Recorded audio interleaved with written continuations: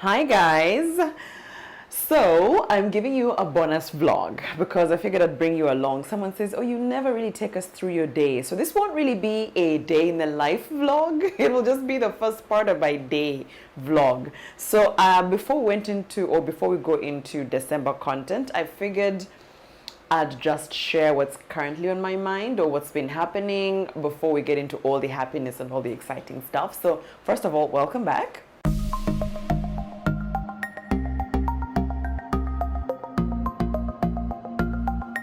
So, first of all, if you're wondering why I'm in this room with everything happening, I'm in the scan room, is that what they call it? At Mariestopes, and I've come to do a bit of a checkup. I get a lot of discomfort sometimes. Ladies, if you have had family planning and especially use the IUD, you know that sometimes there's a bit of discomfort here and there. And so one of the best advices I get from my gynae is like, just go check that everything is in the right place. But also, because it's the end of the year, and I think I told you in the last vlogs, it's very important before you close off the year, get fully checked out, that everything is in TikTok shape before we go and eat everything that we need to eat for Christmas time. So before they come in to actually do the whole, because I have to be at work. Okay, so it's a Friday morning, raining heavily, and it's 9 o'clock, 8:54-ish. So I have to be at work in 30 minutes. So I hope I can do this quickly, have someone come in, do my checkup, and then I'll come back for my results and everything later. So what's been happening? I finally got a coach. I wouldn't say a mentor, but I've gotten a coach. So I don't know if you knew this, but I've been going through life learning from others through reading books or reading their works or watching them and how they do life. But I got to a point in my life where I figured I'm not being productive. I need to change a few things for next year. I'm setting up my business fully now as my second big main source of income. So I really thought I needed a bit of organizing there. I don't want to come and preach stuff that I don't actually practice in my life. So I did take the brave step to actually talk to someone who's been a friend of mine actually, and now we're going to be working as business partners. But I said, you know what, help me out, and I think this vlog is going to be like a nudge for her to say yes. She didn't say no. Hi, Mercy. She didn't say no, but she said, that sounds like an amazing thing. I think we could both be of value for each other, and I'll think about it. So what do I really want out of a coach? And maybe it can help you as well if you're looking for someone to mentor you or coach you right now. First of all, there's value I'm supposed to give and there's value they're supposed to give. I won't really say much for now. I haven't seen how valuable I will be to my coach. Because, you know, they're coming from a point where I feel like they're better than me already. But my main issues and my main problems when I looked at my life were productivity.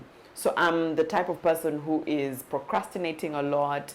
I say I'll do things on Monday, I end up doing them on Thursday. There's no concrete reason why I'm procrastinating. Two, I'm not executing to the standards or the level I thought I'd be executing. Like, you know, when you know there's a lot more I could be doing as Flavia. There's a lot of places I could go. There's a lot of opportunities I could get to. And when I realized that I was going into meetings for potential clients and all that unprepared, and then I don't have a real reason why I did not prepare or make good research. Number two, I was really undervaluing myself. Like, you know you can earn this much, you know your potential is here, but then you're just going in like, okay, whatever you have, it's fine. So I like reevaluated myself and I said, Flavia, man, no. 2022, I need you to be much, much better. Earn better, do better, just thrive. And you can't do that on your own. Now I know. Somebody should have told me at the beginning of 2021 when I thought, I got this, me and God. It's like, God helps those who help themselves. So anyway, so I did just, initially I asked her to help me get productive. And we've had 2 meetings so far. So the first meeting, she told me, Flavia, I won't give you any tools. I won't give you any app. Download this, be productive. No. She said, you're going to do me a favor. You're going to go home and declutter your mind. So for me, I used to wake up and want a to-do list of like 50 things and assume I'll do them. Like, she kept telling me, Flavia, how many hours do you have in a day? I think you have the same hours as all of us. So why do you think you can achieve 50 things on a to-do list daily and other people can't?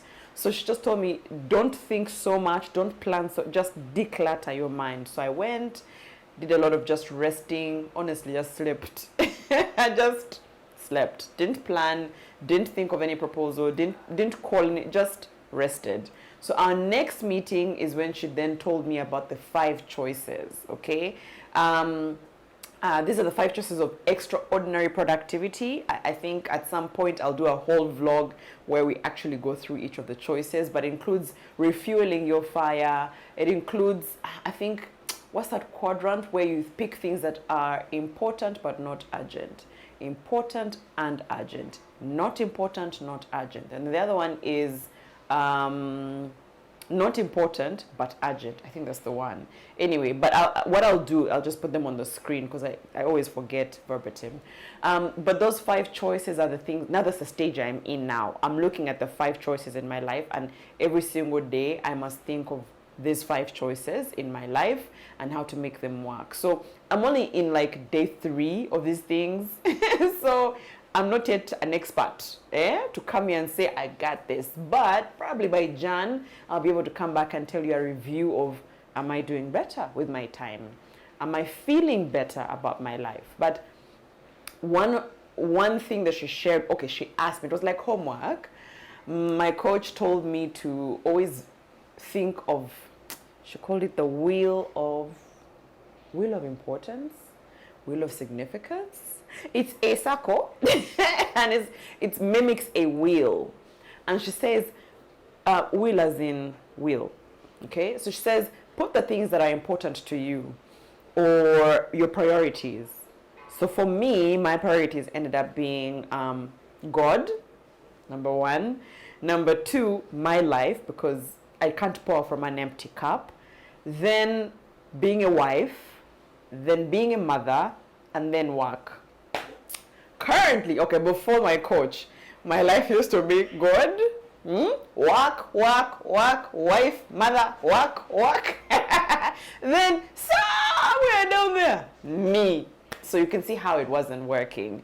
And so she said, you did it without knowing. You had formed habits over time, so you can forgive yourself for that.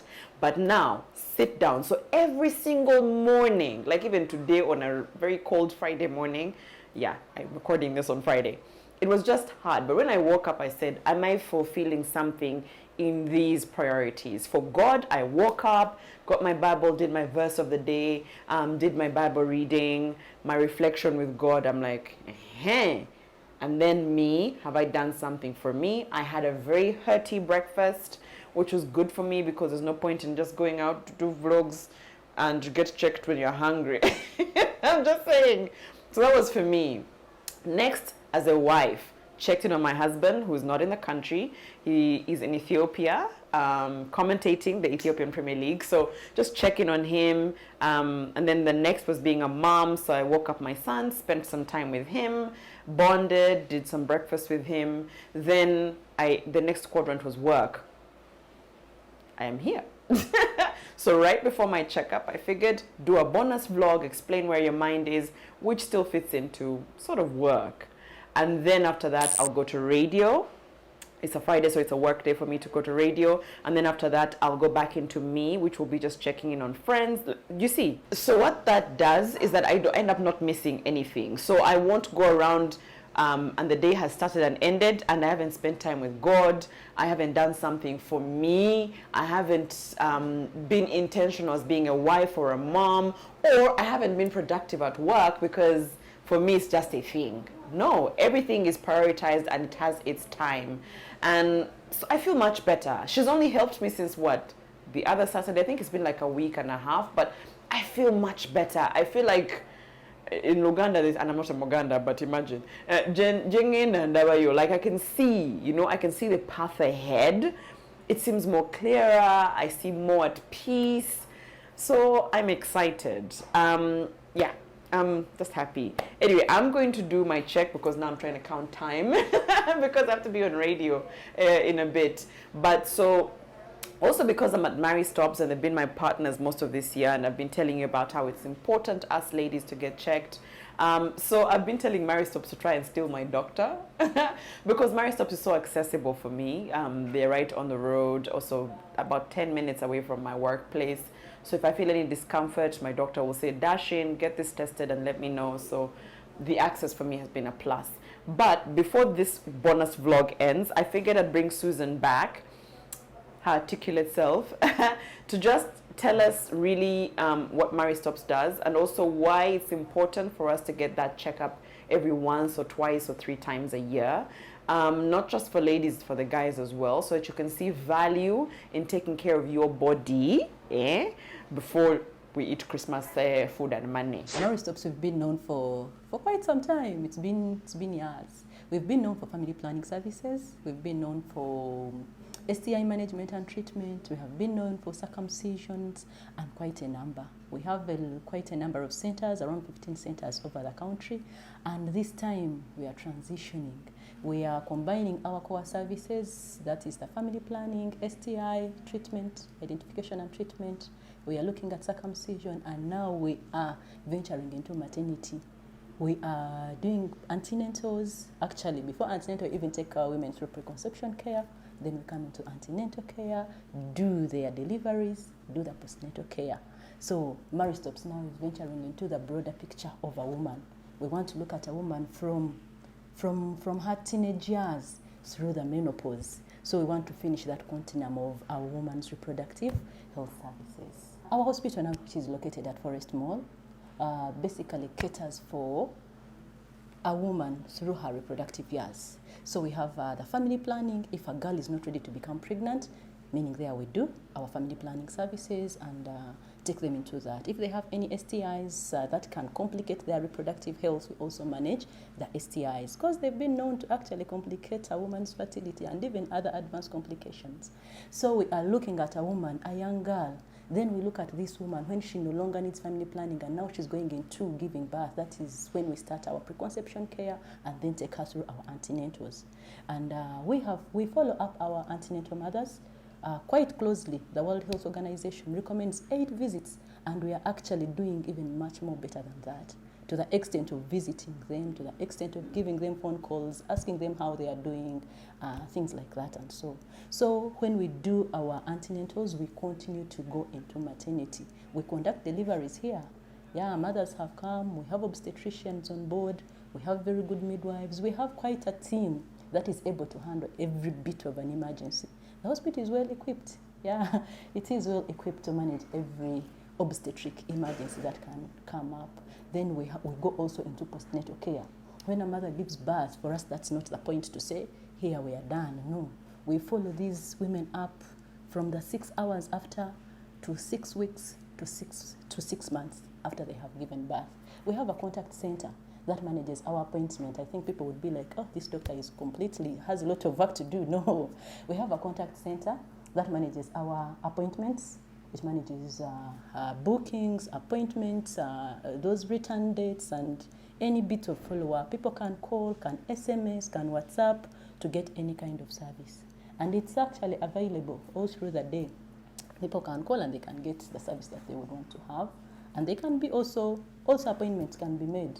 So they come in and without delays, they see their doctor and that's it.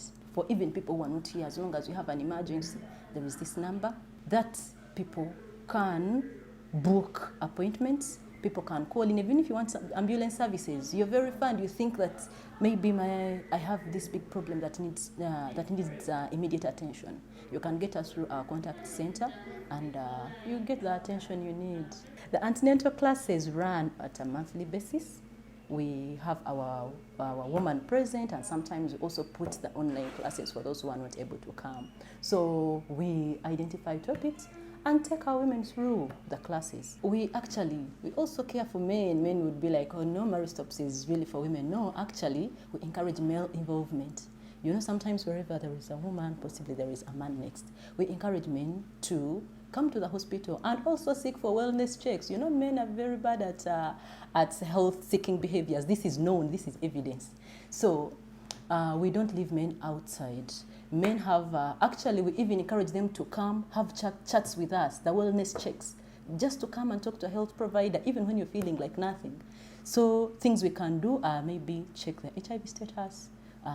There is a prostate cancer that is disturbing men, especially who are towards their 40s and above. So such kind of men, we encourage them to come and do the check to make sure that their prostates are actually doing very well. And quite a other number of tests. Yeah, some men want to talk to a doctor, they want to talk. So we have actually someone who is going to come, listen to you.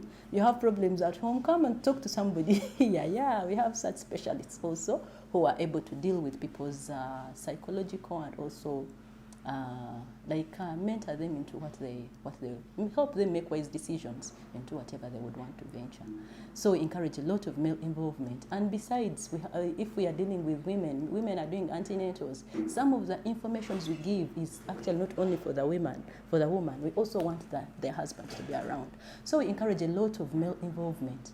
And if a man comes in with a wife, usually they even have a specific provider that when, men are really impatient. They don't want to wait for quite a lot. So as one way of having men get involved into the antenatal, into the deliveries, we have put we have incentivized it so that they can actually be encouraged to come.